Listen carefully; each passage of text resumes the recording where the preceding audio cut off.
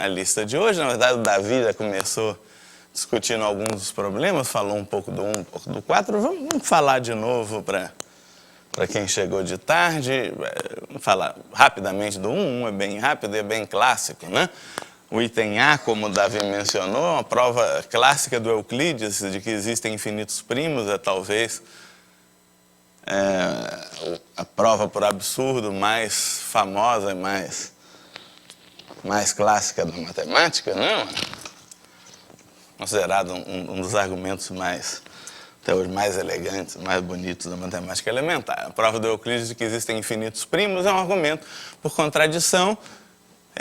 Esses 3 itens do problema 1 usam um pedaço do teorema fundamental da aritmética, que na verdade é a parte fácil do teorema fundamental da aritmética, que diz que todo inteiro positivo pode ser escrito de alguma maneira como produto de primos. Que é uma coisa que pode ser provada mais ou menos facilmente por indução, né? A ideia é que se um número... Isso é verdade para 1, digamos, por vacuidade. 1 é um produto de 0 fatores. Se você quiser, você pode anunciar isso para inteiros maiores que 1. Então, um inteiro maior que 1, você olha para ele. Ou ele é primo, quer dizer, ou ele não pode ser dividido propriamente por nenhum inteiro maior que 1 e menor que ele, ou ele pode ser decomposto como produto de 2 inteiros menores que ele. E aí, se cada um desses inteiros menores que ele, você faz a mesma coisa. Você olha para eles, cada um deles ou é primo ou pode ser decomposto e assim por diante, você recursivamente acaba fatorando o número, ou se você quiser, você argumenta por indução, cada um desses inteiros menores que o seu número, por hipótese de indução, admite uma fatoração como produto de primos e, portanto, o seu inteiro original admite alguma fatoração como produto de primos. De qualquer jeito, o que a gente vai usar é esse fato, de que todo inteiro maior que 1 admite uma fatoração como produto de primos. E o que o Euclides faz é argumentar por contradição, supondo que o conjunto de primos é finito. Então, se P1, etc., Pn são todos os primos,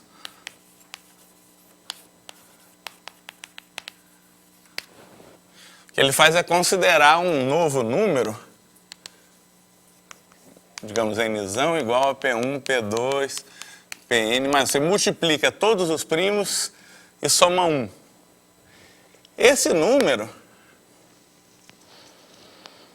é claramente um inteiro maior que 1, então ele pode ser escrito como produto de primos. Em particular, ele tem que ser múltiplo de algum primo, né? Mas P1, P2, Pn são todos os primos.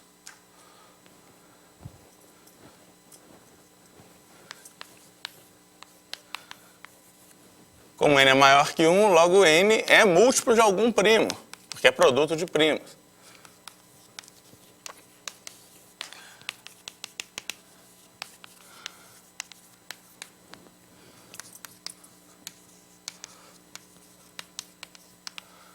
Como os PJ são todos os primos, então existe J, tal que PJ divide N. Mas então, PJ divide N menos P1, P2, PJ, etc. Pn. O PJ é um dos fatores desse produto. Se o PJ divide N, como o PJ claramente divide esse produto, que é um dos fatores desse produto, tem que dividir essa diferença, e essa diferença é 1. E isso é claramente um absurdo. PJ não pode dividir 1. Então, acabou. Esse é o argumento clássico de Euclides para provar que tem infinitos primos.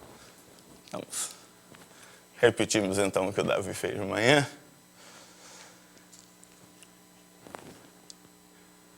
O item B é ligeiramente mais sutil, mas pode ser resolvido de um jeito parecido, como o Davi fez. Item B é para provar que existem infinitos primos da forma 4K mais 1, provar que tem infinitos primos da forma 4K mais 3. Também é possível provar que existem infinitos primos da forma 4K mais 1, mas na verdade é um pouquinho mais difícil. A gente pode fazer isso depois.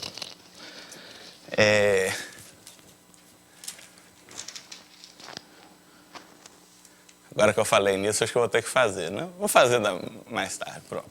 Tá bom. Mas depois, vamos terminar de fazer o exercício do problemão 1 inteiro. Depois a gente fala de primos da forma 4K mais 1. Vocês vão ver que é mais sutil. De qualquer jeito.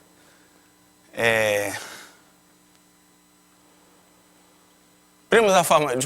Olha, primos tem... Você tem um primo especial que é o 2. 2 é o único primo par. Mas tirando 2, todos os outros primos são ímpares, né? E números ímpares divididos por 4 só podem deixar 2 restos, que são 1 e 3, né? Não, o resto da divisão do número ímpar por 4 só pode ser 1 ou 3. Então, números primos diferentes de 2 só podem ser da forma 4K mais 1 ou 4K mais 3. E o problema pede para provar que existem infinitos primos da forma 4K mais 3. A sugestão é supor que só tenha... Suponha aqui P1, P2, Pn sejam todos os primos da forma 4K mais 3.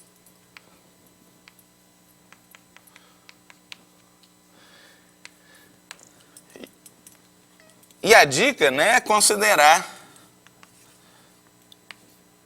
o número 4P, P1, P2, Pn menos 1. A gente poderia se sentir tentado a considerar 4P1, P2, Pn mais 3, mas aí não funcionaria tão bem, porque esse número seria múltiplo de 3, né? Porque o P1 se você ordenar em ordem crescente, o P1 é 3, né? O primeiro primo da forma 4K mais 3 é o 3, então... Tomar um pouco de cuidado.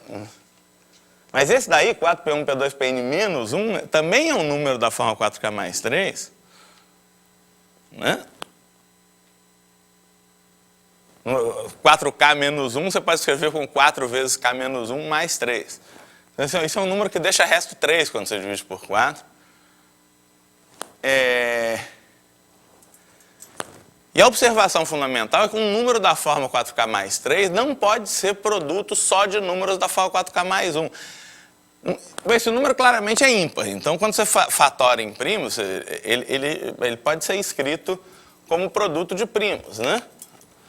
A parte fácil do teorema fundamental da aritmética diz que n pode ser escrito como P1 tio, P2 tio, etc., PR tio com os PJ tio primos. Né?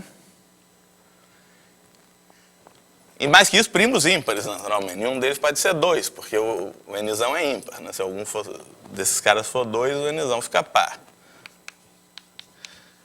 E todo primo ímpar ou é da forma 4K mais 1 ou é da forma 4K mais 3.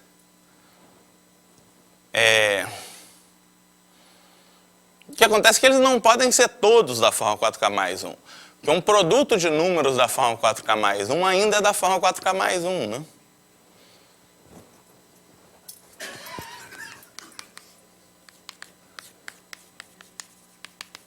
Bom, vocês sabem isso de aritmética, os dois números congruentes a 1 módulo 4 é congruente a 1 módulo 4. Mas é uma conta fácil também, né? Isso aqui é 16 km, então é 4.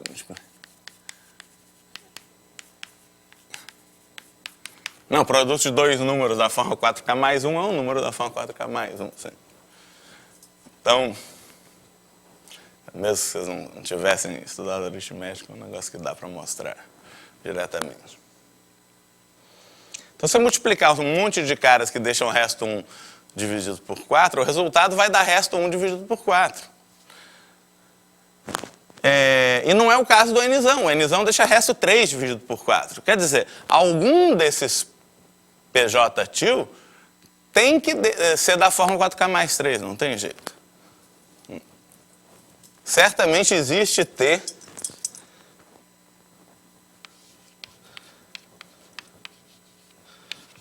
tal que esse PT tio é da forma 4K mais 3. Né? E, portanto, existe um S menor ou igual a N, porque todos os primos da forma 4K mais 3 são P1, P2, Pn. Por hipótese, eu estou supondo que esses caras são todos os primos da forma 4K mais 3. Então tem que existir algum S menor ou igual a N, tal que esse PT til igual a PS.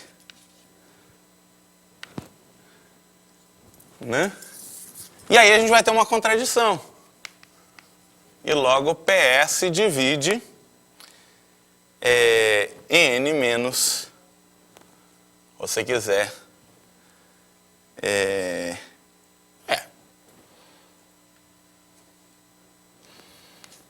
N menos 4 P1, P2, PS, Pn. Só que o Nzão é 4 P1, P2, PS, Pn menos 1, isso aqui é menos 1. Absurdo.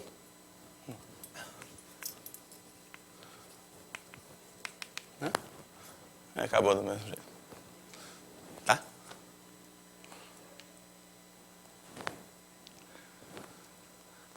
E o C é muito parecido, só que é sobre primos da forma 6K mais 5, né? Todo primo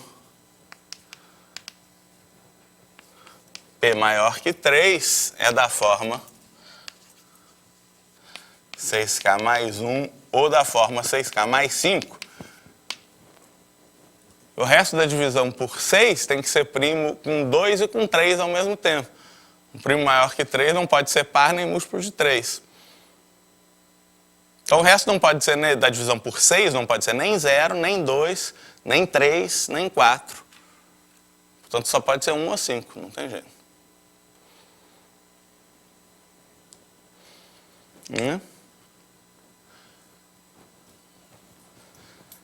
De novo, se só tivesse o número finito de primos da forma 6K mais 5, se P1, P2, Pn são todos os primos da forma 6K mais 5, seja Nzão é 6 P1, P2, Pn menos 1,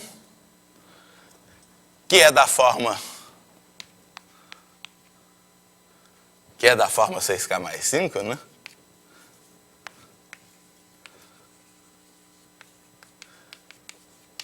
Mas isso aqui deixa resto 5 dividido por 6.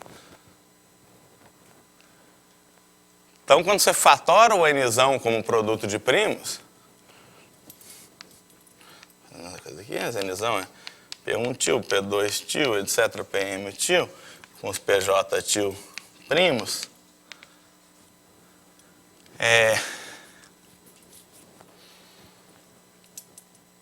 Bom, o Nzão é primo com 6, né, da forma 6K mais 5. O PJ til não podem ser nem 2 nem 3, né?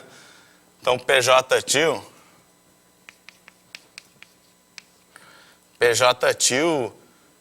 tem que ser 1 ou 5 módulo 3, quer dizer, PJ til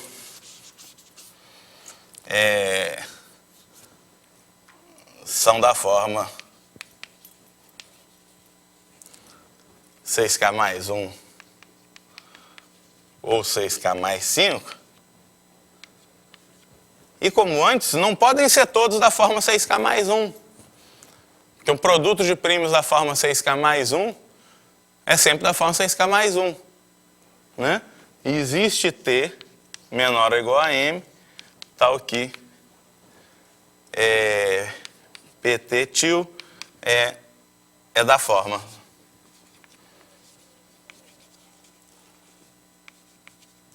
6K mais 5, né, que eles não podem ser todos da forma 6K mais 1. Senão o produto seria da forma 6K mais 1 e não é. O produto é Nzão, que é da forma 6K mais 5. Então, a mesma coisa. Portanto, existe J menor ou igual a N tal que PT til igual a PJ, portanto o PJ divide N, e portanto o PJ divide N menos 6, P1, P2, etc., PJ, etc., PN. N menos 6, P1, P2, PN é menos 1. Absurdo. E acabou.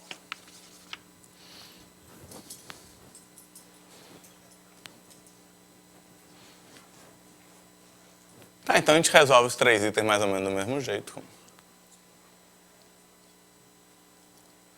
Muito bem, então isso foi bom para esquentar. Nesse meio tempo eu falei sem querer que tem infinitos primos da forma 4K mais 1. Acho que não tem jeito, a gente vai ter que provar, né? Não estava na lista, mas é bom.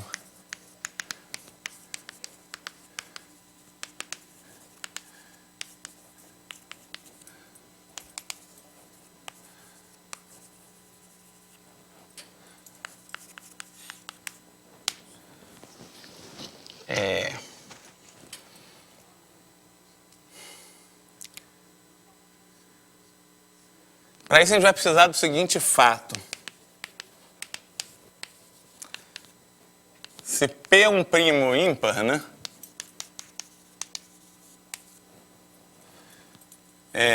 E existe N inteiro tal que P divide N ao quadrado mais 1, então P é da forma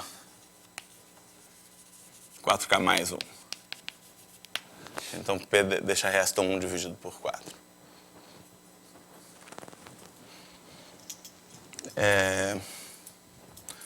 Vamos ver por quê.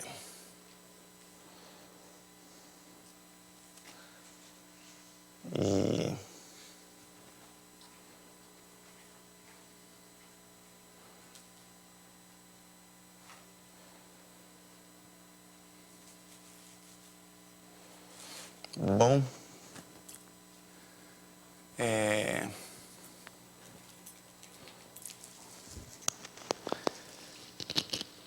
O que acontece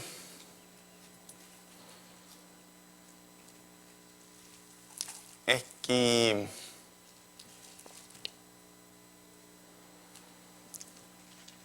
a gente...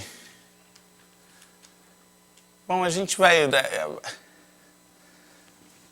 Que não tem muito jeito, acho que eu vou ter que apelar para o pequeno teorema de Fermat, né?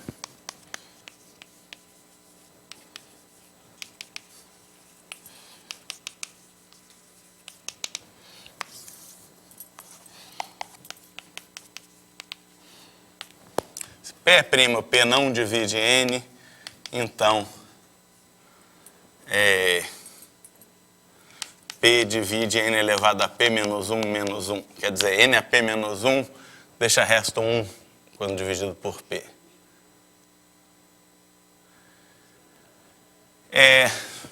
Se P divide N ao quadrado menos 1, eu vou usar esse fato, né?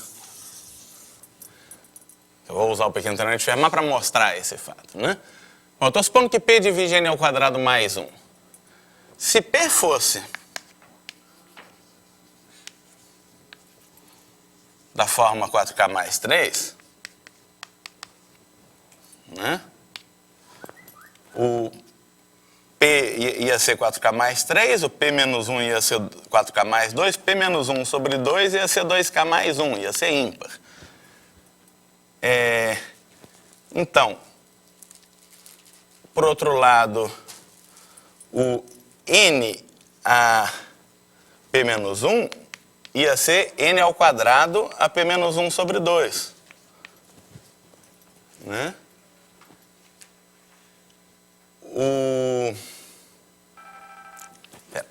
Deixa eu desligar esse negócio. Coisa que eu devia ter feito logo no início.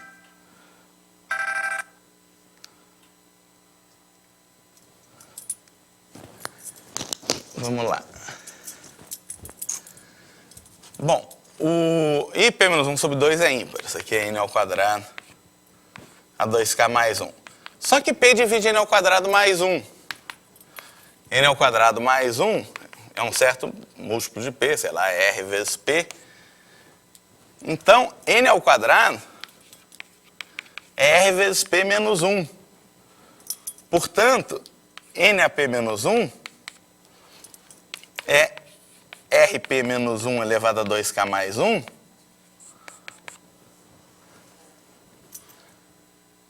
Se você desenvolver isso pelo binômio de Newton, isso é um negócio que vai ter um múltiplo de... Se você começar com menos 1 elevado a 2K mais 1, isso vai ser menos 1, e depois vai ter um monte de múltiplos de P.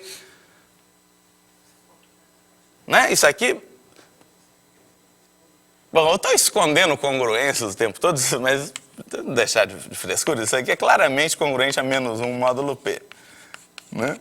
Isso aqui é um negócio que deixa resto menos, P menos 1 quando você divide por P. É um negócio que é um múltiplo de P menos 1. Né?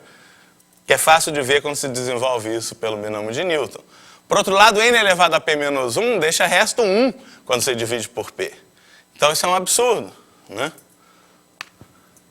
Absurdo. Pois N a P menos 1 não é menos 1, é 1 módulo P. Pelo pequeno teorema de Fermat. Tá? Então, P não pode ser da forma 4K mais 3. E, portanto, P tem que ser da forma 4K mais 1. Então, usando o pequeno teorema de Fermat, a gente mostra esse fato. E, usando esse fato, a gente consegue provar que existem infinitos primos da forma 4K mais 1. Então, suponha por absurdo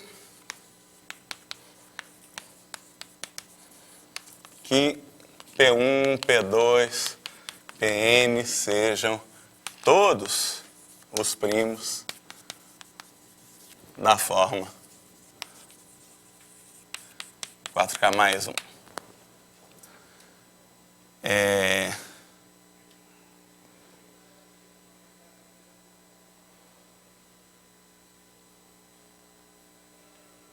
Bom, o que a gente faz agora? A gente pode considerar um número montado a partir deles, que no nosso caso vai ser, a gente multiplica todos eles, multiplica por 2, 2P1, P2, Pn, eleva ao quadrado e soma 1.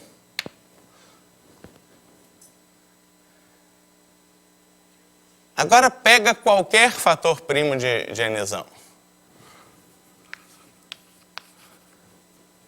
Né? Nzão é maior que 1, então seja que, portanto ele é múltiplo de algum primo, seja que um fator primo de Nzão. Como Nzão é ímpar, né? Isso aqui tem esse 2 aqui, então isso aqui é par, mas como eu somei 1, isso aqui é ímpar. Né? Que é ímpar.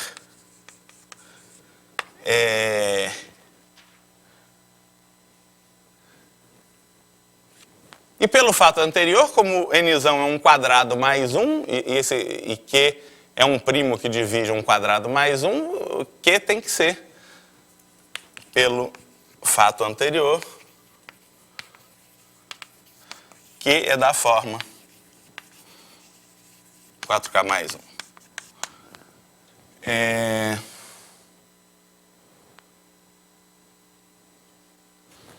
Bom, aí complicou, né? Porque ele vai ter que ser algum dos PJ, logo existe J menor ou igual a N, tal que Q é igual a PJ. Portanto, PJ divide, né? Como PJ é igual a Q, e o Q divide N, ele divide N menos 2P1, etc, PJ, etc, Pn ao quadrado. Não é que ele divide N, divide isso, só que isso é 1. Absurdo.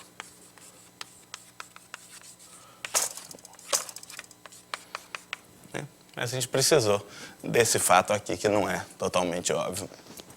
Então é mais sofisticado. Mas tudo bem. Como eu falei disso, a gente aproveitou para provar. Tá bom. Bom, vamos lá, vamos continuar com a lista, né?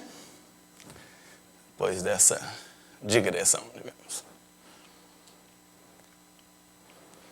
Vamos lá, vamos para o 2. O 2 é que fala de racionalidade, né? Raiz de 2, etc. Muito bem.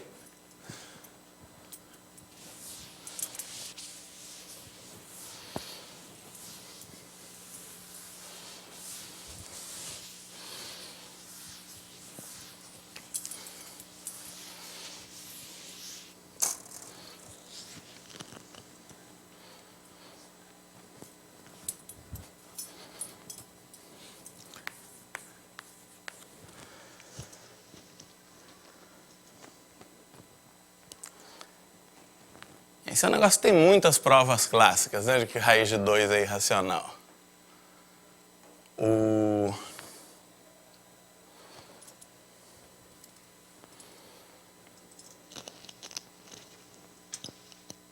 E eu sugiro nas dicas uma prova aritmética.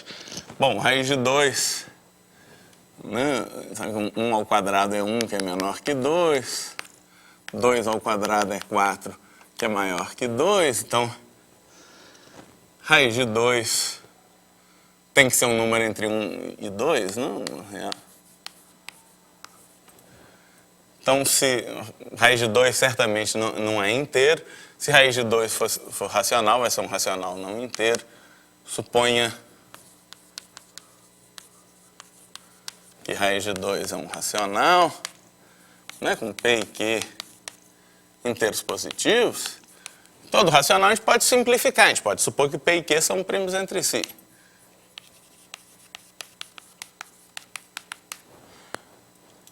Mas se for assim, a gente pode elevar ao quadrado, né?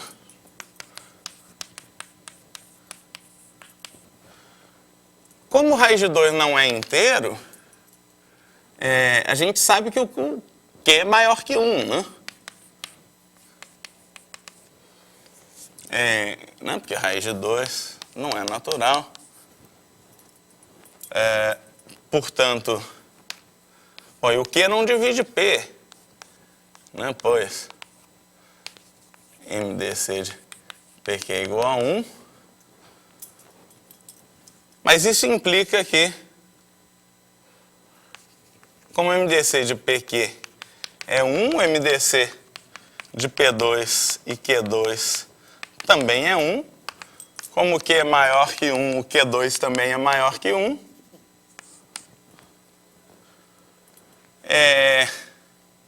E não tem jeito, né?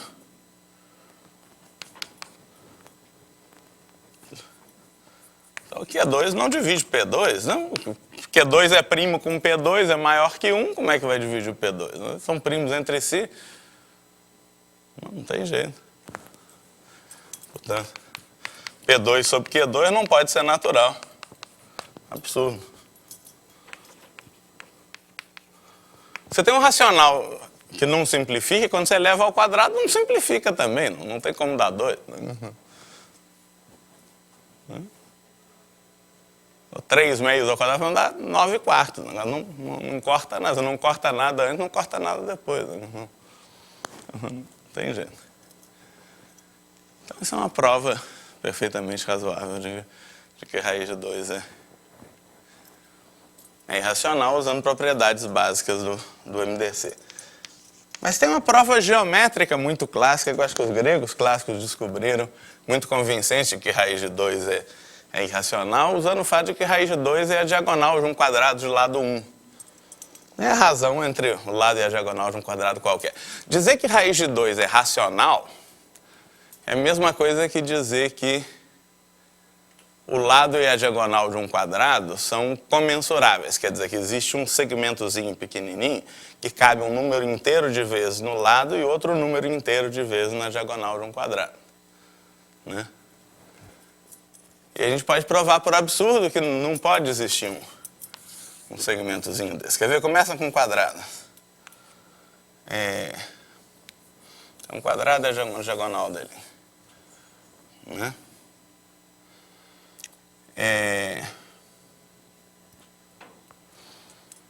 Então, suponha que você tem aí um segmentozinho. Então, aqui é ML e aqui é NL, digamos. Você tem esse segmentozinho de tamanho L, que cabe um número inteiro de vezes na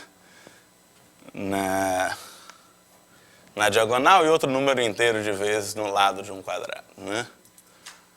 A gente pode fazer a seguinte conclusão: você pode centrar um compasso aqui e abrir o compasso com raio igual ao lado do quadrado, né? Você traça um quarto de círculo aqui, tangente aqui ao lado, tangente aqui de novo. Vai cortar a diagonal aqui no meio. Vocês podem ver o desenho um pouquinho pior que o Wagner. É um horror.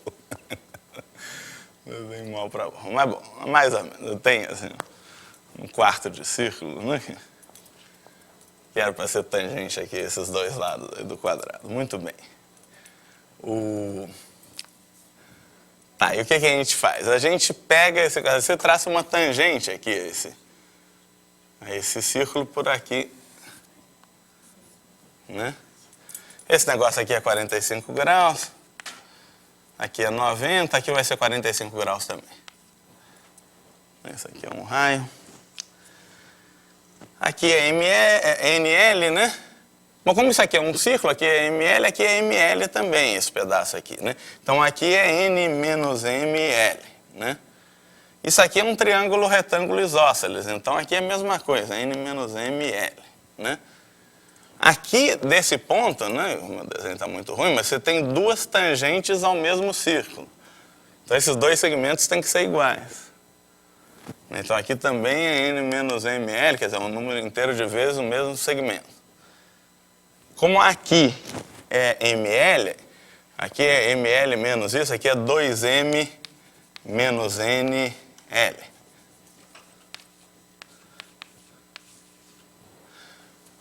Né? Só que esse negócio é um triângulo retângulo isósceles. Então a gente pode continuar para lá, vou continuar em verde, assim, né? Um negócio virtual, digamos, você refletir esse troço para o lado de lá, você ia ter um quadrado, exatamente. Você não treina um retângulo isósceles e joga para lá, você vai ter um quadrado menor, né? Quadrado menor, o lado é, de fato, menos que a metade do lado anterior, né? Quer dizer, o lado vai ser a diferença entre a diagonal desse quadrado e o lado do mesmo quadrado. A diagonal é menos do que o dobro pela desigualdade triangular, a diagonal é menos do que o dobro do lado, né? Como o lado desse quadrado é a diferença entre a diagonal e o lado desse quadrado é menos do que a metade do lado do quadrado anterior, né? Então você tem esse quadradinho aqui, né, cujo lado é menos que a metade do lado do quadrado anterior. Que propriedade que ele tem? O mesmo segmento de tamanho L cabe um número inteiro de vezes no lado e na diagonal dele. Isso aqui é um lado dele, isso aqui é a diagonal dele. Então você pode fazer essa mesma construção com aquele quadradinho menor, você vai conseguir um quadradinho menor ainda, o lado é menos que a metade do quadradinho menor, então menos que um quarto do quadrado original, só com o mesmo segmento de tamanho L, vai caber um número inteiro de vezes no lado, um número inteiro de vezes na diagonal.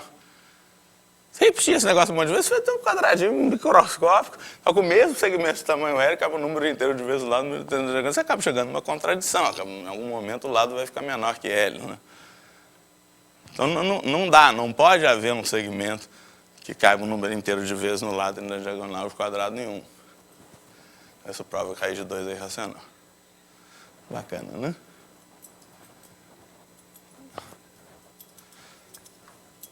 Se vocês fizerem um desenho bonitinho, esse troço fica um quadrado mesmo, fica essa coisa torta.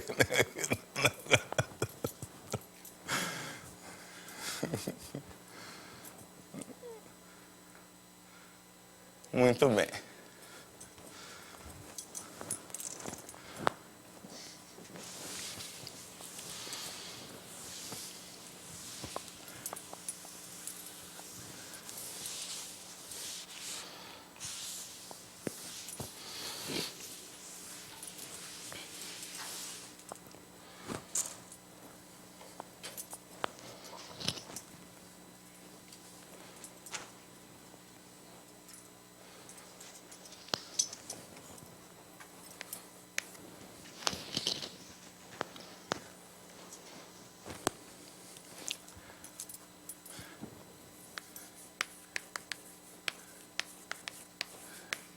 Como é que prova que raiz de 2 mais raiz de 3 é irracional? Bom, aí tem uma sugestão que resolve rápido esse problema, que é elevar ao quadrado, né?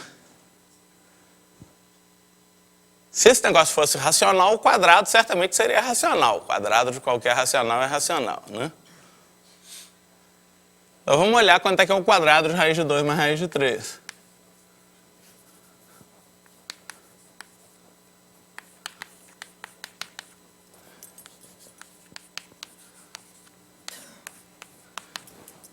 Isso é, bom, 2 ao quadrado, raiz de 2 ao quadrado é 2, raiz de 3 ao quadrado é 3, 2 mais 3 é 5, mais 2 vezes isso, vezes isso. Raiz de 2 vezes raiz de 3 é raiz de 6. Né? Mas se isso é racional, bom, 5 é inteiro, então 2 raiz de 6 é racional, então raiz de 6 é racional. Né?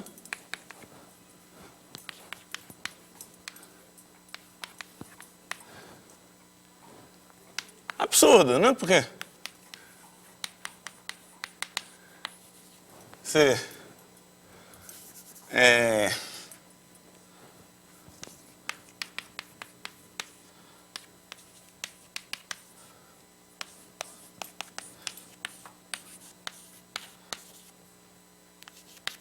pelo mesmo argumento que antes, raiz de 6 não é inteiro, um cara entre 2 e 3.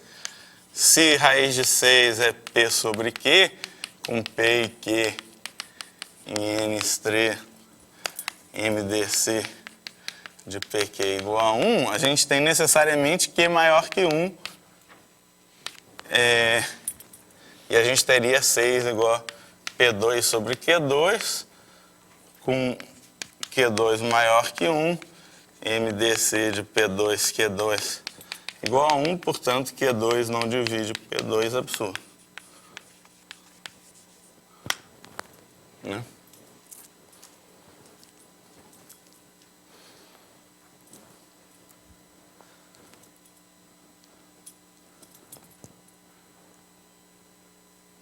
Tá bom.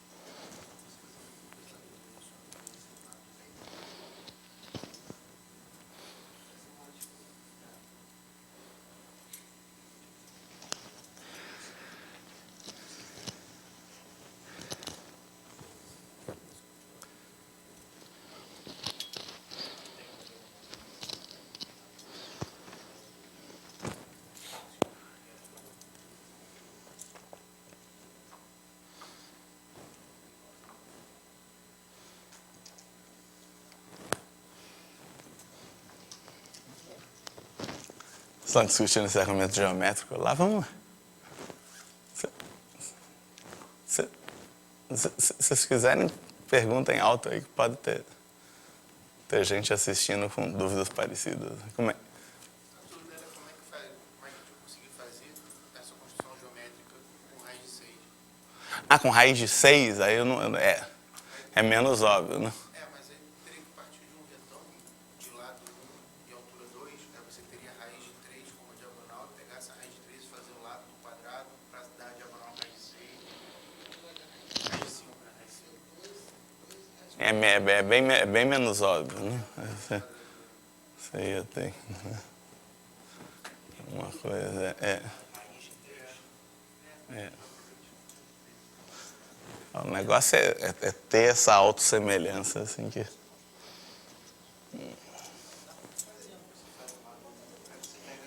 Pensa.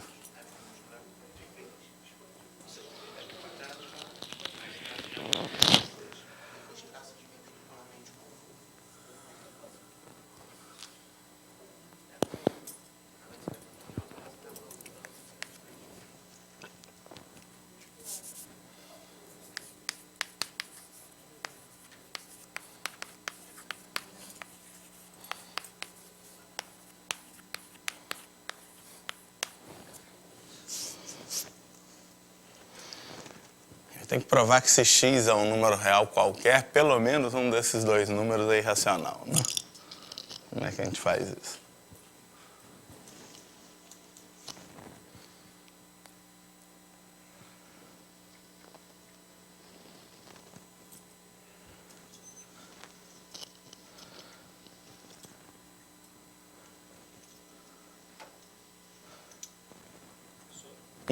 Essa daí a gente estava pensando, a gente olhou para um desses números, por exemplo, da direita, não, x raiz cúbica de 2. Para que esse cara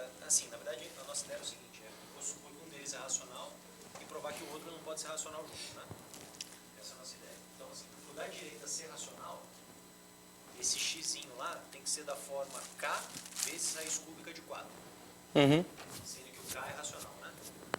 É o k, raiz cúbica de 4, multiplicado pela raiz cúbica de 2. Uhum. Esse k, raiz cúbica de 8, que é 2k. Agora, se o x é k raiz cúbica de 4, aí agora eu pego esse x e substituo do lado esquerdo. Aí vai ficar k raiz cúbica de 4 mais raiz cúbica de 2. Esse cara não pode ser racional.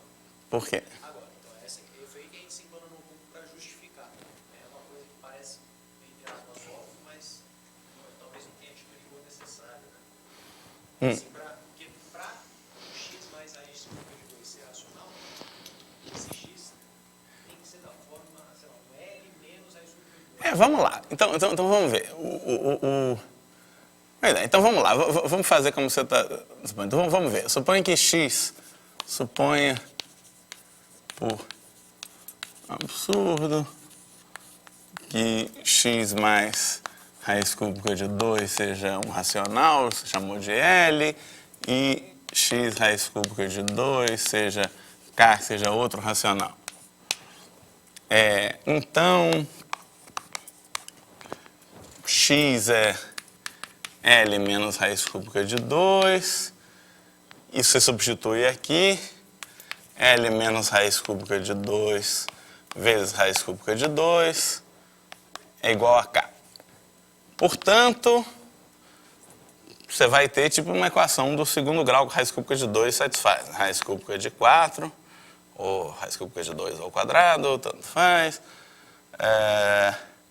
Menos L raiz cúbica de 2 mais K igual a 0. Se eu passei para lá, ver se está certo.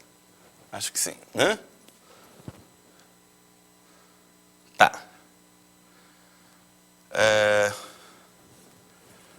Por outro lado, bom, o que a gente pode fazer aqui? A gente pode multiplicar tudo por raiz cúbica de 2. Se eu multiplicar tudo por raiz cúbica de 2, isso aqui vai virar 2, né? Vai ter 2 menos L raiz cúbica de 2 ao quadrado, mais K raiz cúbica de 2 igual a 0. Se você somar, agora você pode multiplicar isso daqui, você pode multiplicar isso aqui por L e somar com isso, para matar o termo de raiz cúbica de 2 ao quadrado. Deixa eu fazer isso devagar. L raiz cúbica.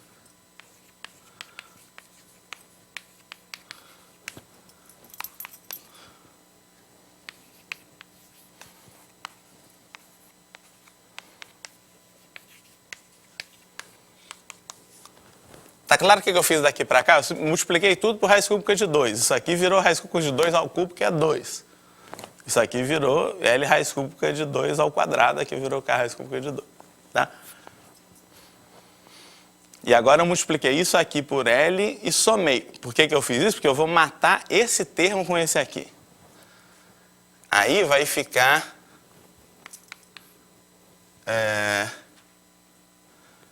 2 mais KL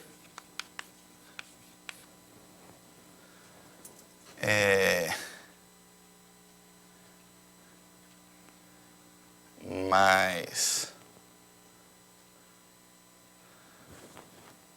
2 é o termo do raiz cúbica de 2, né? KL é o termo constante que tem ali. Bom, e tem os termos do raiz cúbica de 2. Tem um K aqui e tem um menos L ao quadrado, né? K menos L ao quadrado, raiz cúbica de 2 igual a 0.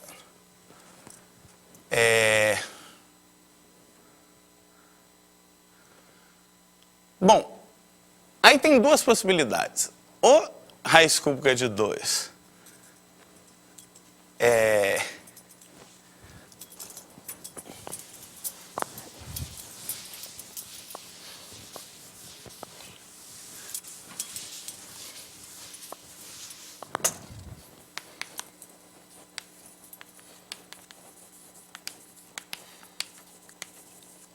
A primeira é se esse k menos L ao quadrado é diferente de zero.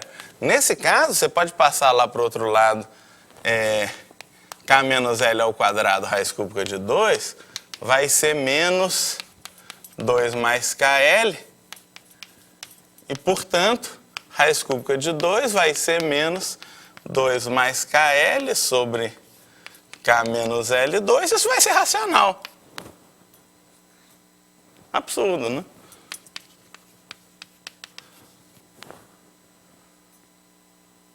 Pela mesma razão que raiz de 2 não pode ser racional, né? Raiz cúbica de 2 é igual a P sobre Q. O MDC de PQ é 1, que é maior que 1. Implica que 2 é P3 sobre Q3, absurdo. Não é porque Q3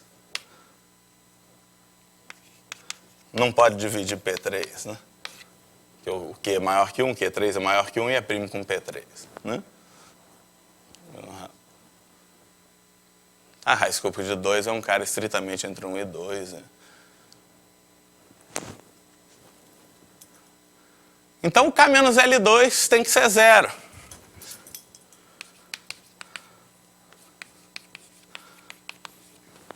Mas então isso aqui é zero, portanto, 2 mais KL também é zero.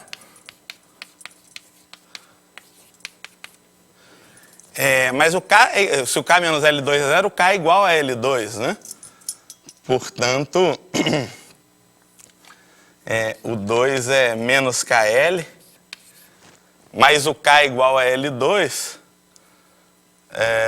Então, isso aqui é menos L3, né? Ou seja, L3 é menos 2, e, portanto, menos raiz cúbica de 2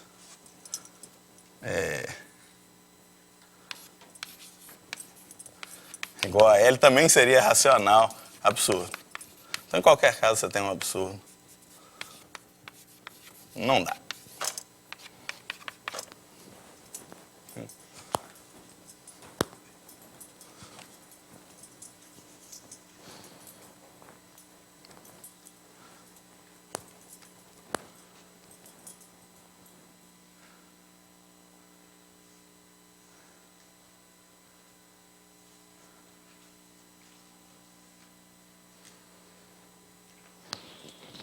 Certo?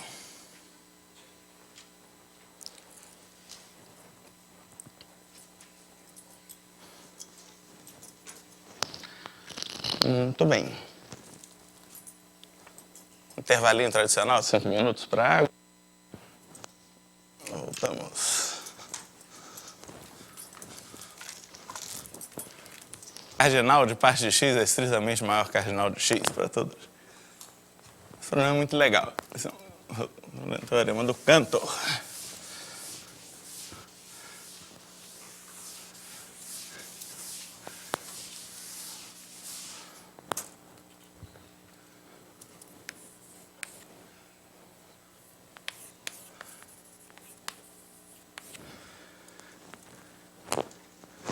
Três é um resultado muito bacana. Ele diz que, dado qualquer conjunto, sempre tem um conjunto estritamente maior. Qualquer conjunto, o conjunto das partes de x é sempre estritamente maior que x. Você nunca vai conseguir uma sobrejeção de x no conjunto das partes de x. O conjunto das partes de x é muito maior. Uma consequência disso, por exemplo, o conjunto de todos os conjuntos não existe, porque o conjunto das partes dele seria maior ainda, mas se existisse o conjunto de todos os conjuntos, não teria nada maior que ele. Né? Então, tem várias consequências lógicas, digamos. Mas, de qualquer jeito, vamos... E tem consequências importantes sobre conjuntos que a gente conhece bem. Por exemplo, ele implica que os números reais são um conjunto não enumerável. Quer dizer, você não consegue uma bijeção ou uma sobrejeção dos naturais nos reais. A gente vai discutir essas coisas todas daqui a pouquinho, Porque a gente consegue, por outro lado, uma injeção,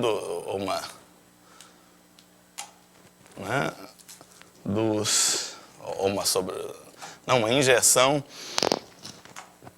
das partes dos naturais nos reais, né? Ou se vocês quiserem, uma sobrejeção dos reais nas partes dos naturais. Mas vamos fazer o primeiro exercício e discutir as consequências dele depois.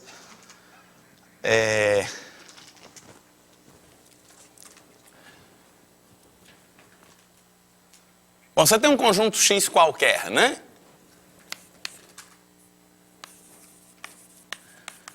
Então, você tem partes de X, é o conjunto dos subconjuntos de X.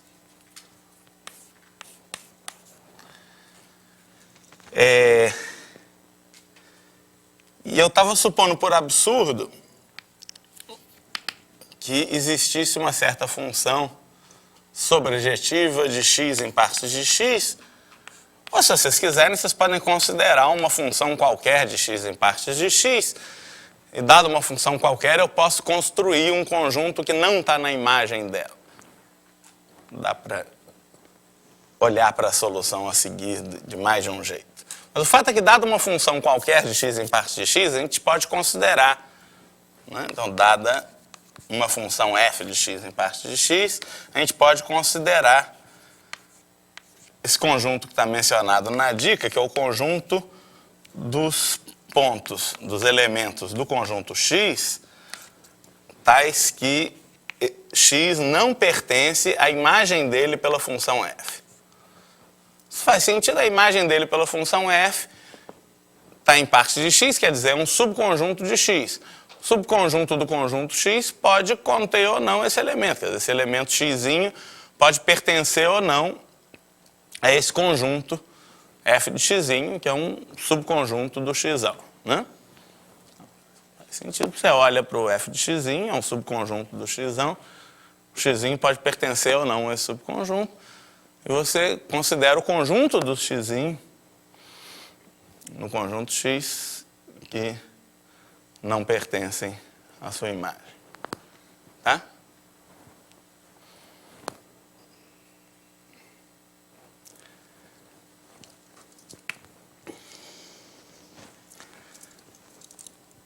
Eu vou mostrar que o f não pode ser sobrejetivo, que o f...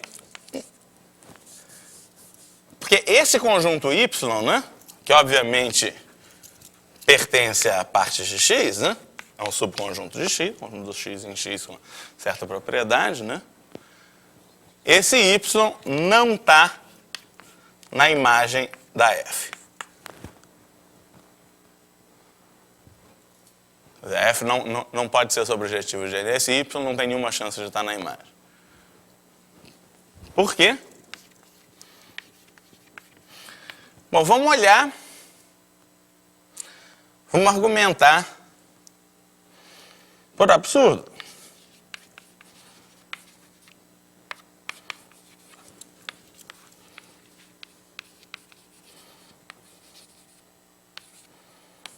Suponha que y seja f de azinho. E vamos olhar exatamente para o elemento azinho. Será que o azinho pertence a y? Bom, o azinho pertence a y. Quando é que um cara está em y? Quando ele não pertence à imagem dele.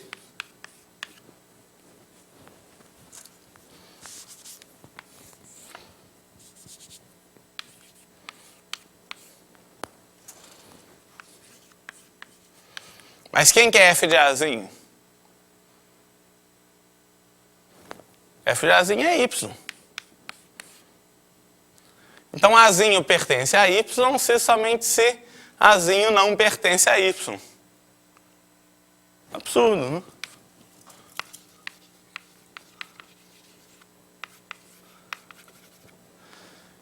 Quer dizer, se o y fosse f de azinho, O Azinho estaria em Y somente se o Azinho não tivesse em Y. Não dá, o Azinho não pode nem estar em Y, não pode. O Y não pode ser a imagem de ninguém, senão se teria uma contradição. Isso é uma generalização do chamado argumento diagonal do Cantor. Uma prova muito curtinha, mas sutil. Deixa eu discutir algumas consequências disso.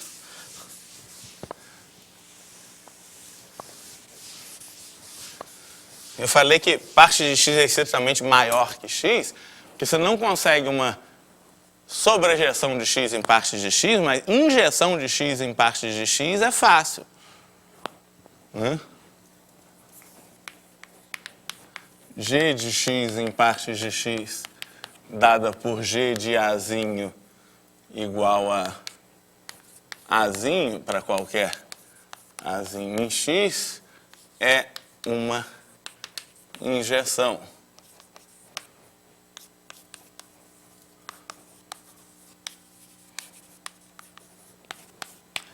Então você sempre tem uma injeção de x em parte de x, né? Mas você nunca tem uma sobrejeção. Então, em termos de cardinal de x é sempre estritamente menor que cardinal de partes de x.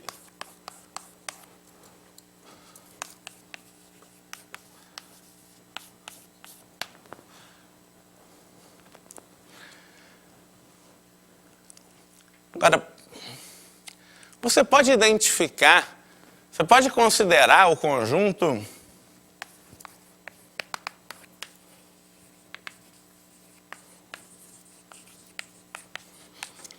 zero, 1 elevado aos naturais das sequências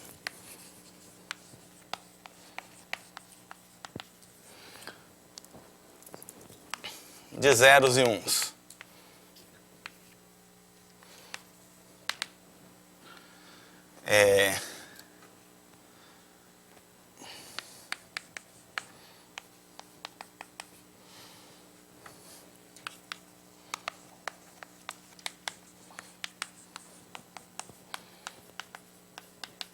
Então, um elemento desse conjunto é uma sequência, só que uma sequência tal que todos os termos só podem ser 0 ou 1. Você tem uma identificação natural entre esse conjunto e partes de n.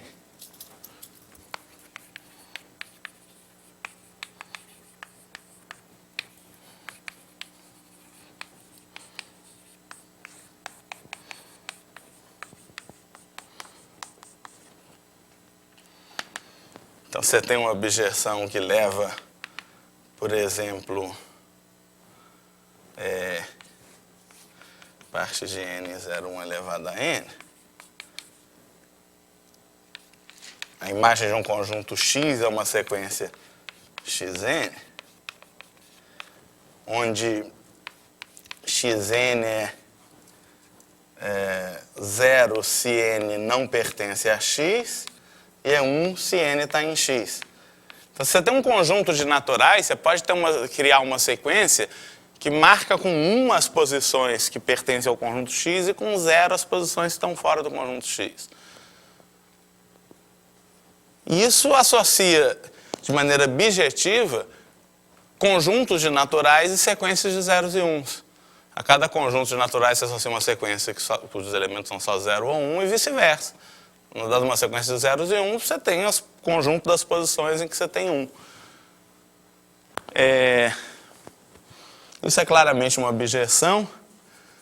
Portanto, esses dois conjuntos têm o mesmo número de elementos, entre aspas, têm o mesmo cardinal. Como a gente viu, esse conjunto é estritamente maior do que os naturais. Não tem nenhuma sobrejeção dos naturais em parte dos naturais. Né? Então, em particular, não tem nenhuma sobrejeção dos naturais no conjunto das sequências de zeros e uns. Mas tem injeções do conjunto das sequências de zeros e uns nos reais. De fato, tem bijeções entre o conjunto das sequências de zeros e uns e os reais. Isso dá um pouco mais de trabalho. para construir, mas injeções é bem fácil de construir, por exemplo, via representação binária ou representação decimal mesmo, né? Dada uma sequência de zeros e uns,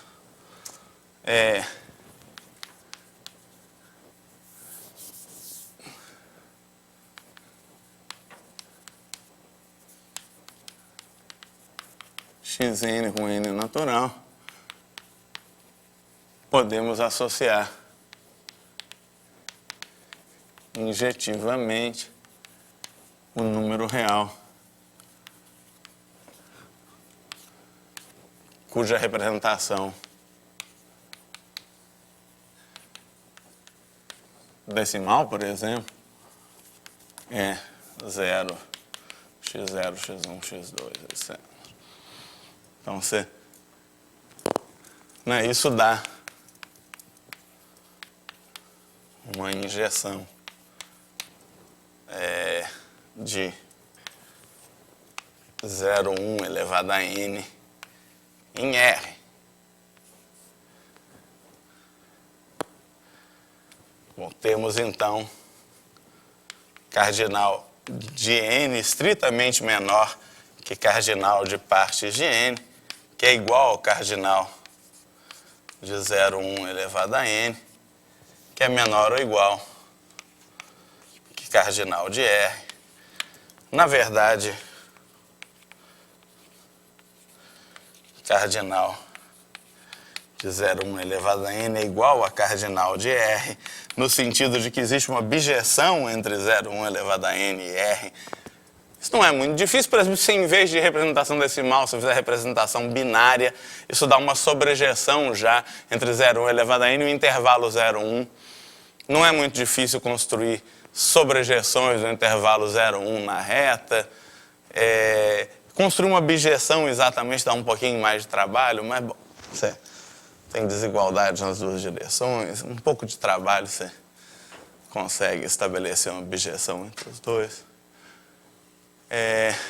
Mas o fato é que você tem estritamente mais números reais do que números naturais. Quando os números reais é não enumerável, você não consegue fazer uma lista com todos os números reais.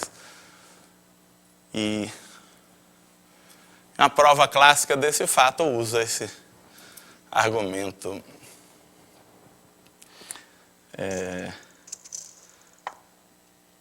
usa uma versão desse argumento que a gente fez bastante em geral, né, para um conjunto qualquer, que é o chamado argumento diagonal do Cantor. Né?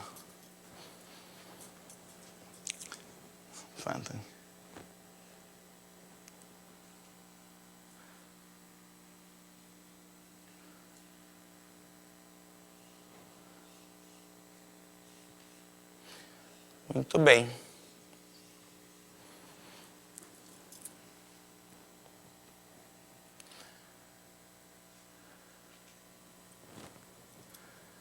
Então, vamos lá. Fizemos 1, 2, 3, vamos para o 4.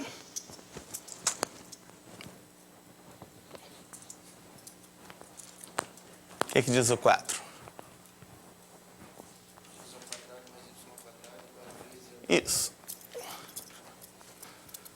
O Davi, pelo que entendi, deu um argumento olhando o módulo 3, a gente vai olhar o módulo 4, como está nas sugestões.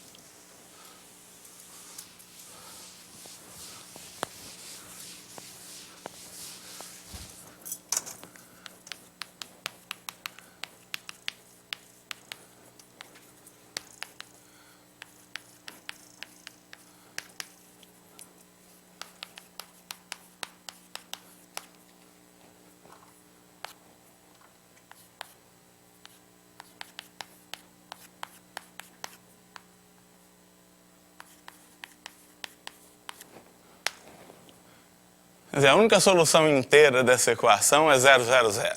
Né? Os x e z são inteiros não todos nulos, esse negócio não pode valer essa igualdade. Né? Bom, então a ideia é que, claro que se x e y são ambos nulos, o z tem que ser 0 também. No 3z2 tem que ser 0. Portanto, o z tem que ser 0. Se x e y não são ambos nulos, eles têm um MDC. Então, seja D o MDC de XY, portanto, D2 divide X2, D2 divide Y2, portanto, D2 divide X2 mais Y2, que é 3E2, né?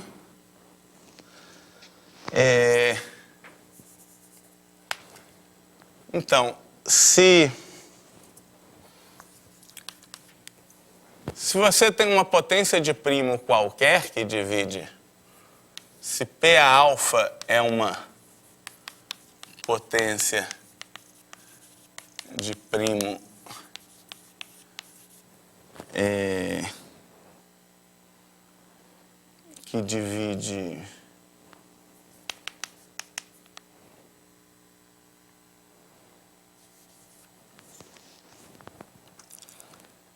que divide D, então isso mostra que P2 alfa divide 3E2 e, portanto, P alfa tem que dividir Z, né? Porque mesmo que P seja 3, né? Se P alfa não dividir Z, se a maior potência de P que divide Z fosse, digamos, P alfa menos 1, a maior potência de P que divide Z ao quadrado ia ser P2 alfa menos 2, ainda que você ganhe um fator 1 com o 3, você ia ter 2 alfa menos 1, não ia dar. Quer dizer, o P2 alfa tem que dividir Z2, quer dizer, o P alfa tem que dividir Z.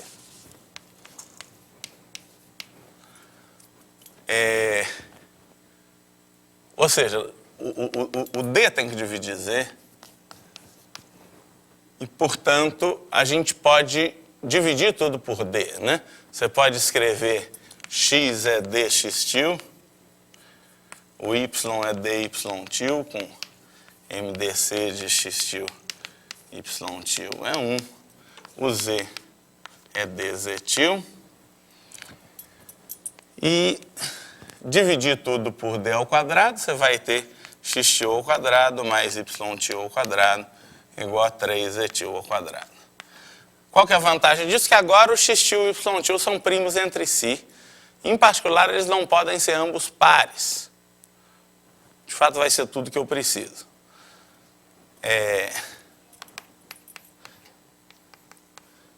Eu podia ter dividido só pela maior potência de 2, que divide x e y ao mesmo tempo, já estaria bom. X e y não ambos pares. Não é porque eles são primos entre si.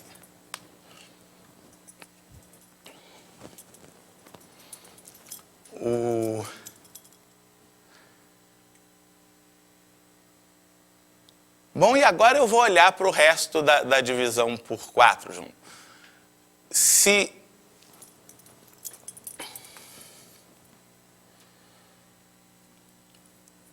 Bom, se você tem um número qualquer, né? Quer dizer, se K é par, K ao quadrado é múltiplo de 4.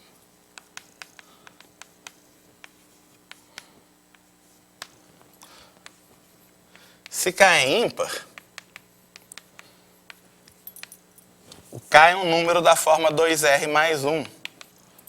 E, portanto, K ao quadrado é 4R2 mais 4R mais 1, quer dizer, 4 que multiplica R, 2 mais R mais 1.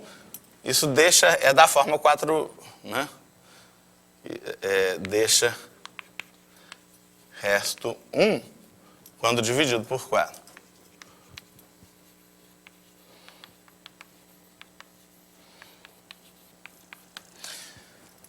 Os restos da divisão por 4 de um quadrado perfeito só podem ser 0 ou 1.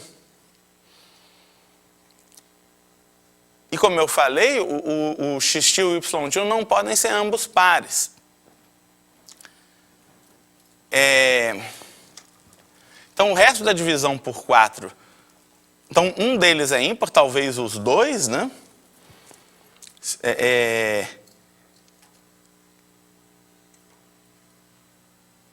Se só um deles for ímpar, o resto da divisão de x til ao quadrado mais y til ao quadrado por 4 vai ser 1, vai ser 0 mais 1, que é 1. Se os dois forem ímpares, o resto da divisão por 4 vai ser 2, vai ser 1 mais 1. Logo, o resto da divisão por 4 de x' ao quadrado mais y' ao quadrado só pode ser 1 ou 2. Porque um deles tem que ser ímpar. 1 ou 2, né? Não podem ser ambos pares. Enquanto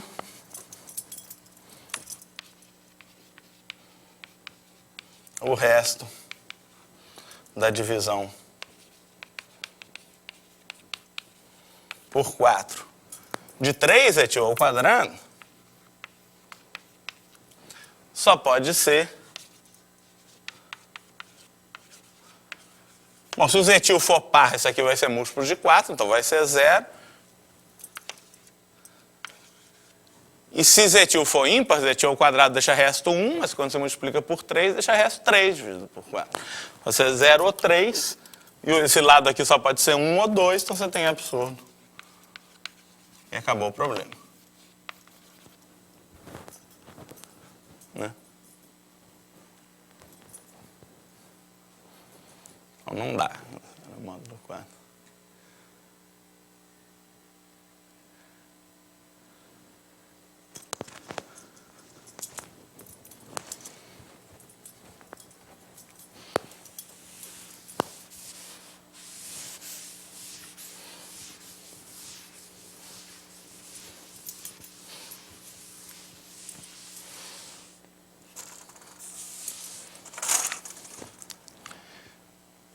Esse negócio do Cantor tem a ver com o chamado paradoxo do barbeiro. Não sei se vocês já ouviram. Você conhece a história? Tem uma cidade, tem um barbeiro que barbeia todas as pessoas que não barbeiam a si mesmos. E exatamente essas pessoas. Um barbeiro desse não pode existir. Vocês já ouviram esse negócio? Por que não pode existir? Porque quando o cara vai decidir se ele barbeia a si mesmo ou não, ele pensa, bom, se eu for me barbear, eu não posso me barbear, porque eu só barbeio as pessoas que não barbeiam a si mesmo. Mas se eu não me barbear, eu vou ter que me barbear, porque eu tenho que barbear todas as pessoas que não barbeiam a si mesmo. O cara não sabe o que fazer. Então, é mais ou menos o tipo de coisa que acontece aqui. O cara, em conjunto, né?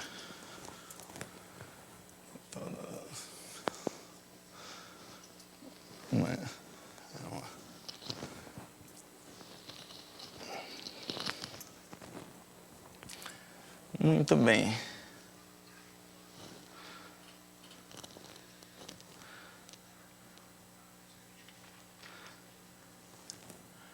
Bom, vamos lá. Então, finalmente, a gente chega no 5. O 5 a gente tem 5 exemplos interessantes. Eu peguei desse livro do Zeitz, que é um livro bacana, problemas, que o Roberto Ambuzeiro me sugeriu, chamado, se não me engano,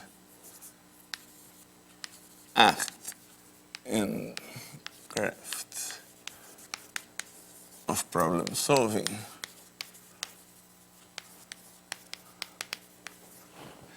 Um problema, se não me engano, proposto numa Olimpíada da Grécia de 95. E ele começa com uma hipótese sobre um polinômio do segundo grau. x2 mais... Como é que é? x2 mais a mais b... Não? ax2 mais b mais cx mais d mais e tem uma raiz maior que 1. E é para provar que ax4 mais bx3 mais cx2 mais dx mais e tem raiz real, né? Então, isso é um problema afirmativo. Você quer provar que um polinômio tem raiz real. Tem muitas coisas que você faz por absurdo que tem um enunciado negativo. Prova que não existe, por exemplo, como nesse problema, prova que não existe nenhuma sobrejeção de x em parte de x. né? Prova que esse negócio não tem solução inteira, não nula, prova que não... Então dá a impressão que argumentos por absurdo servem, em geral, para provar resultados negativos. Isso é um resultado positivo, você quer provar que esse polinômio tem uma raiz real. Mesmo assim, a gente vai ver que um raciocínio por contradição vai ser útil nesse caso.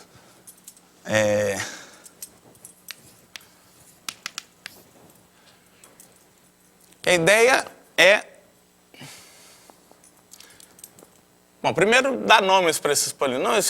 Vamos chamar esse cara aqui de P de x. Bom, não vamos complicar. Vamos dar nomes aqui, né? P de x é esse polinômio do segundo grau. E Q de x é esse polinômio do quarto grau.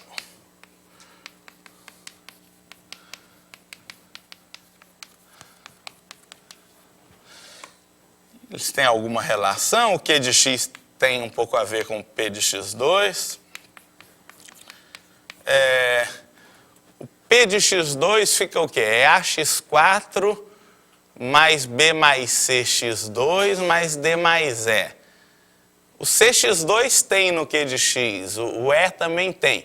Mas o d aqui é dx, ali é d, né? Se eu fizer P de x2, aqui vai ter bx2, aqui é b de x3. Então, na verdade, se eu fizer Q de x menos P de x2, vai aparecer um bx3 menos bx2 mais dx menos d. Então, vai ter um múltiplo de x menos 1, na verdade,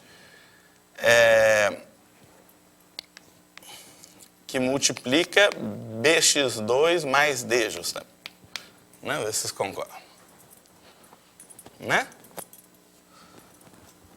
A gente tem essa relação entre o Q de x e o P de x2.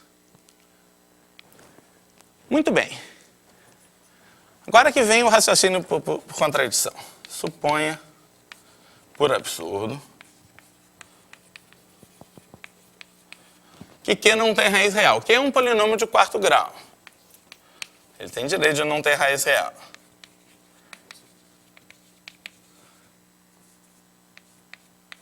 Mas se ele não tem raiz real, ele é sempre positivo ou sempre negativo, né? A gente pode supor, sem perda de generalidade, que ele é sempre positivo, porque senão a gente troca o sinal de todos os coeficientes. Não muda nada, né? Porque se você troca o sinal de todo mundo, P de x continua tendo a mesma raiz real, o Q de x continua não tendo raiz real, né? O negócio é você troca o sinal de todo mundo. Se o Q fosse sempre negativo, ele passa a ser sempre positivo. Então, podemos supor...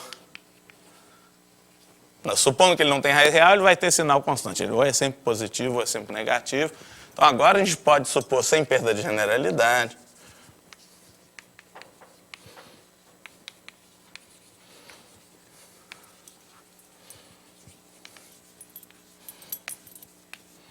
que Q de x é maior que 0 para todo x real.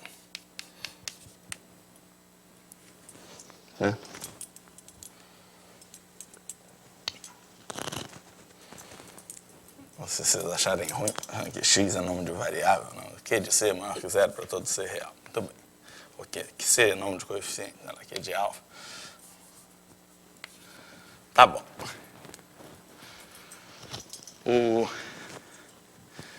Tá, porque se o Q for positivo num ponto negativo em outro, tem que ter uma raiz no meio, né? Tá? Muito bem.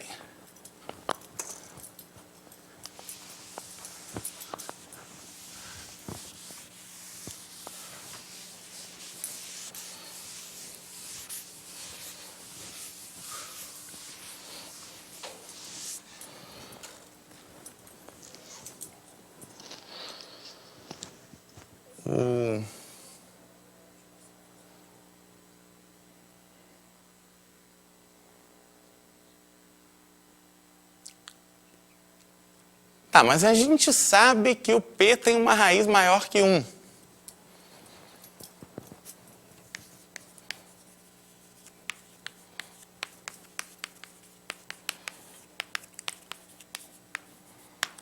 Então a gente vai substituir nessa igualdade gente vai substituir x igual a raiz de beta e x igual a menos raiz de beta.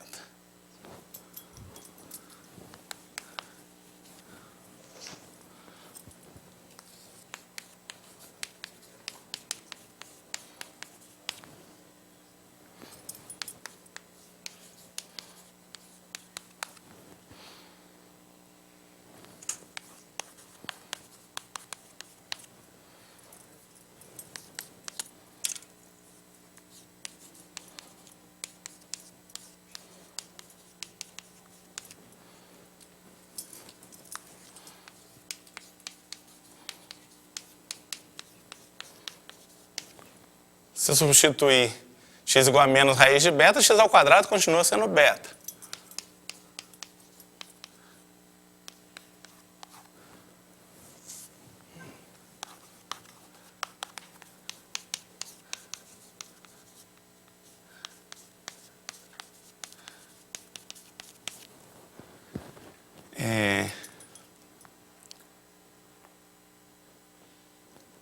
Tá bom.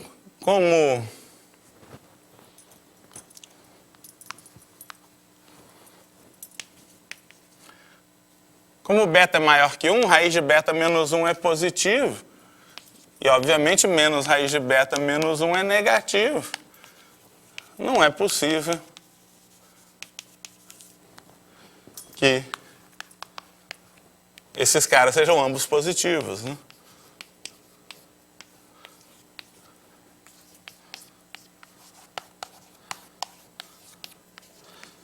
Mas a gente está supondo que Q de alfa é maior que 0 para todo alfa, então a gente tem um absurdo e acabou. Portanto, o Q tem que ter alguma raiz real. Né? Bonitinho, né? Muito bem. Então acabamos a lista mais ou menos cedo, que nos dá tempo de comentar um pouquinho uma coisa que eu usei nesse último problema de ontem, que ficou um pouquinho corrido. Deixa eu apagar esse 4. Ou talvez usar esse pedacinho daqui. Vocês lembram que eu fiz uma construção? Tinha aquele negócio no torneio de brasileiros e argentinos, e em algum momento, para completar uma solução, eu tinha que descrever em quais partidas os brasileiros iam ganhar dos argentinos, e nas outras eles iam empatar, né? Então isso acabou reduzindo o problema a uma construção combinatória de uma matriz.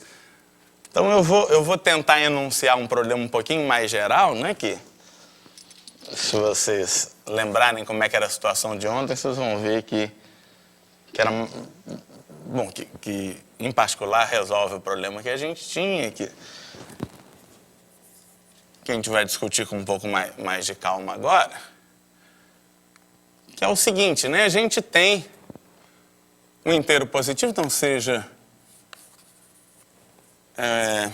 digamos, A, B e N inteiros positivos.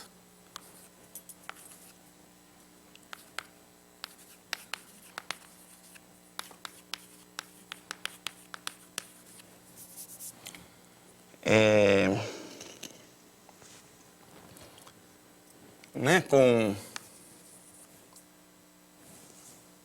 A menor ou igual a N e N é um divisor de AB, né? E a gente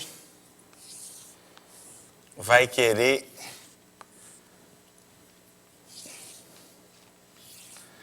criar uma tabela que você pode interpretar como uma matriz de zeros e uns, né?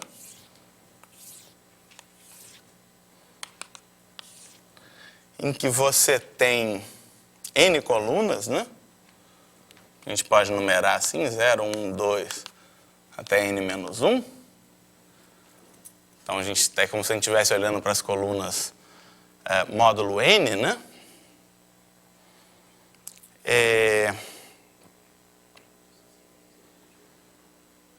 E a ideia é que a gente quer descrever quais posições a gente vai marcar com 1, bom, e as outras a gente vai marcar com 0.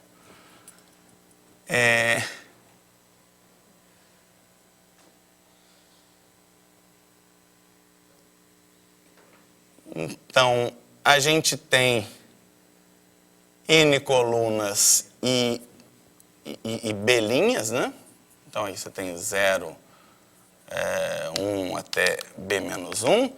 E a gente vai marcar uns nas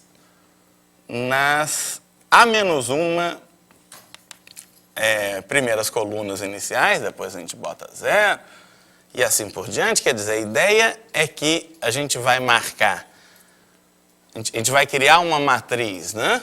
A igual a A e J,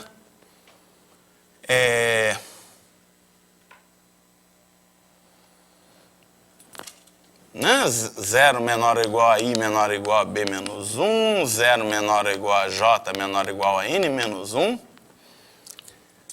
E a construção vai ser assim, o Azinho e J vai ser 1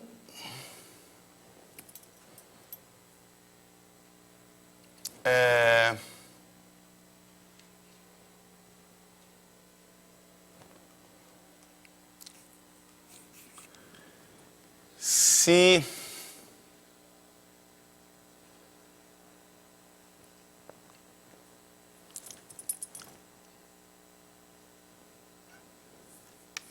AI menor ou igual a J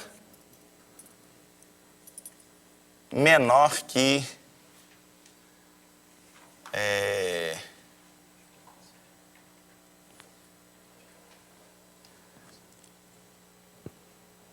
A que multiplica I mais 1. E 0 caso contrário.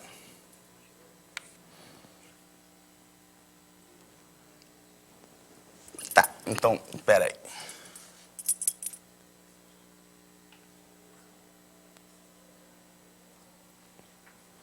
O negócio é que isso pode passar de n, né? Deixa eu fazer uma descrição um pouquinho melhor.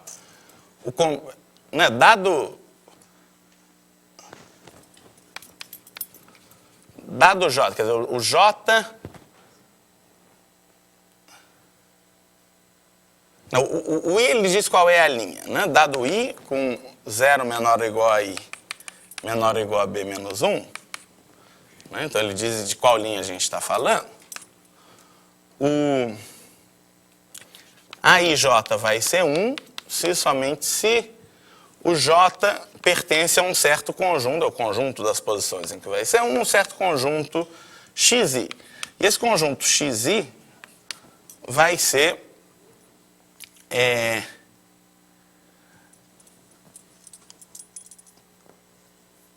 o conjunto dos números que são da forma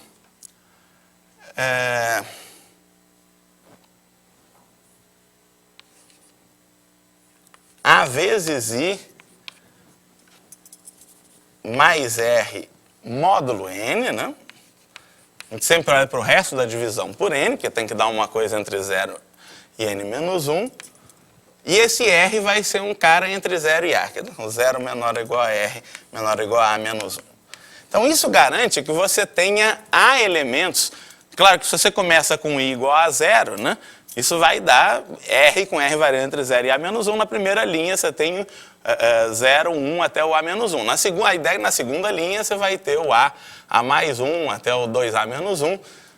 Mas quando você quebra a linha, você vai ter o finzinho da linha e o início da outra. Você vai dando volta até que você termine. A hipótese do N dividir AB é que você vai terminar direitinho no final da última linha. Bom, qual que é a afirmação? A afirmação é que com essa hipótese, não só em cada linha você vai ter A elementos, mas em cada coluna você vai ter o mesmo número de elementos. É isso que eu vou querer provar. Então.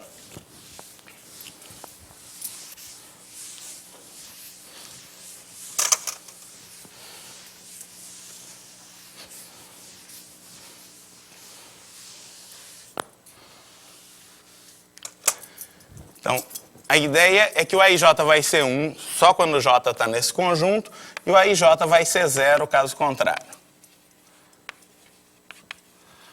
Bom, você sempre pode construir essa matriz. Qual que é a afirmação sobre essa matriz? Claramente esse conjunto, né, como o Azinho é menor ou igual a N, e você começa com com AI módulo N, você vai somando 0, 1, 2, 3 até A menos 1, você tem Azinho elementos consecutivos módulo N, o Azinho é menor ou igual a N, você tem Azinho elementos em cada linha, né? O XI igual a para todo I menor ou igual a B menos 1. Então, você tem Azinho elementos iguais a 1 em cada linha. Então, a afirmação é que, em qualquer caso, com essa hipótese, N divide AB, isso aqui talvez não tenha ficado muito claro ontem, porque ficou meio corrido, é que, para qualquer J menor ou igual a N menos 1,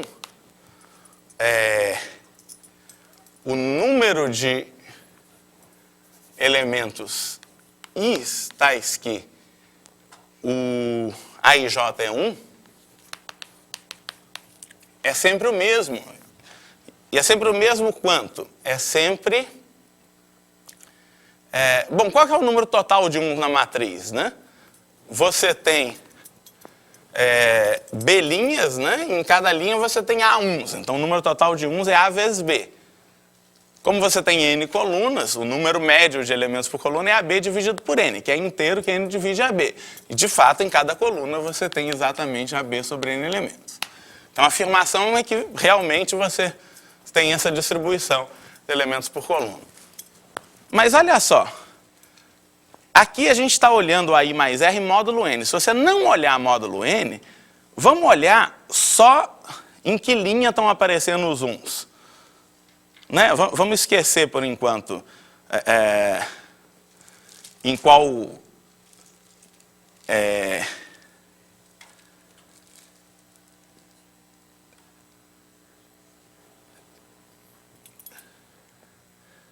Desculpa, vamos olhar em qual coluna estão aparecendo os 1. Vamos projetar na horizontal, né?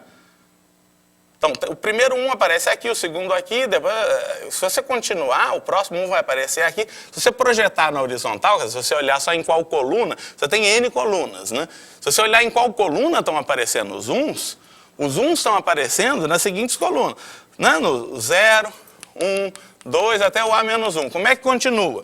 Sem olhar módulo N. O próximo vai ser A vezes 1 mais 0, quer dizer, A mais 1, etc., até 2A menos 1. O próximo quanto é que vai ser? 2A mais 0.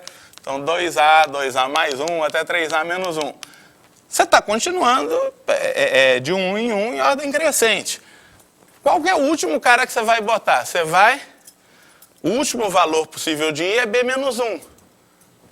O último cara vai ser AB menos 1 mais A menos 1.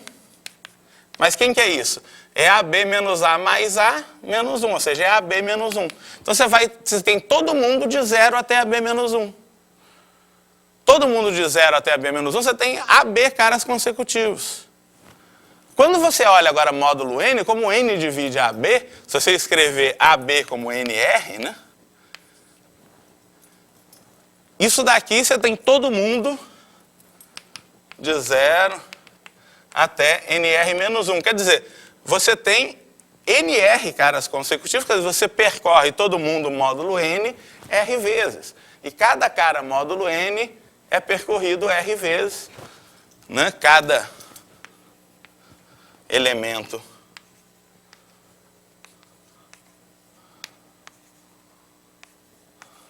é percorrido. R igual a AB sobre N. Vezes, ou seja, cada coluna é percorrida R vezes, ou seja, em cada coluna você tem exatamente R1s e o R é exatamente AB sobre N. Quer dizer, você tem, né, quando você projeta assim na linha, o negócio é que pela construção a gente está colocando os 1s como uma progressão aritmética de razão 1. Quer dizer, você está botando usar primeiro A1s aqui, depois você está continuando na próxima posição, botando A1s, depois A1s e dando a volta. Essa hipótese é muito importante, né? No nosso caso, né, como é que eram as nossas condições? A gente tinha, se eu não me engano, aqui era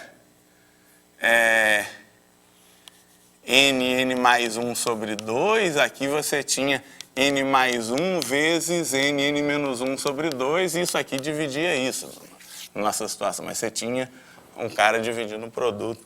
Quer dizer, essa hipótese era importante para dar tudo certinho, mas quando você tem essa condição, e você tinha na hipótese, você tinha essa distribuição que era uniforme tanto nas linhas quanto nas colunas, isso fazia o problema dar certo. Para ter ficado um pouquinho mais claro por que a construção faz a tabela ficar simétrica o suficiente para que o torneio tivesse aquela propriedade que cada jogador, seja brasileiro ou argentino, fazia o mesmo número de pontos contra brasileiros e contra argentinos.